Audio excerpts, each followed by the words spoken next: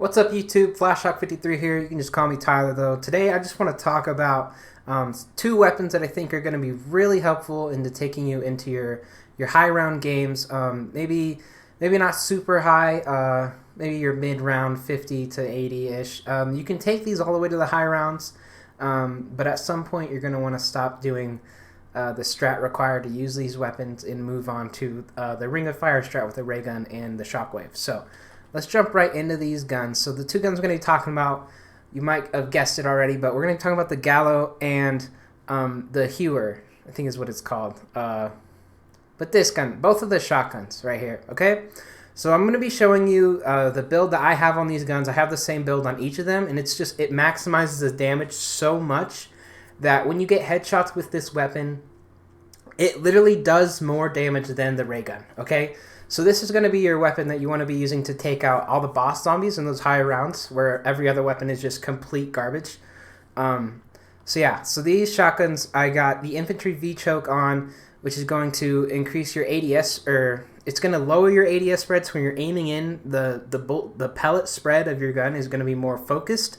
So that's going to put out more damage on your gun. On the barrel, we're going to have effective damage range. So that's going to be more range at damage too, so you can hit those boss headshots from a further distance without getting close to them so they don't just totally demolish you. Then we're going to have the Ember sighting point. So this is going to increase salvage drop rate, which is really helpful in the beginning rounds when you're really relying on that salvage. And then hip fire accuracy is kind of just an additional bonus. So when you're killing hordes of zombies, you don't have to aim in or anything. Magazine, just the one that gives you the most max starting ammo, a bigger ammo capacity. The Stanag 12 round tube. We're going to leave the handle off because those are all just kind of like faster aim-in times.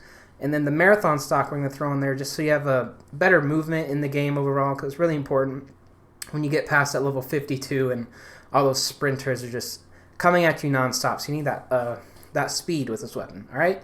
So I prefer the Gallo shotgun over the Hewer shotgun, the pump shotgun, just because you can shoot faster with this one. So you're getting more damage per second. But if you're just talking about single shot damage wise, this pump shotgun right here, it puts out more damage than the Gallo does, just by one shot, okay? But the damage per second, you're going to want to go with the Gallo. So I have the same exact attachments on this gun. I've got the infantry V-choke, task force, ember sighting point. This one doesn't have the same amount of ammo. It's eight rounds per mag, no handle again, and then marathon stock. So basically the same thing. So both of these weapons are going to be really good in taking down those boss zombies in those higher rounds. It's going to be quicker than the ray gun, so I recommend using these if you're doing a training strat in like the starting room or pack-a-punch room or wherever you're training. I recommend using these guns right here to take out the boss zombies really quickly, because it's going to do it quicker than the ray gun. Unless you're using the Ring of Fire strat, then obviously the ray gun's the best choice, because any gun in the Ring of Fire is just going to deal crazy amounts of damage. But the ray gun also has that splash damage effect, which makes it so viable in those high rounds. So these two shotguns, I really recommend using for training strat high rounds.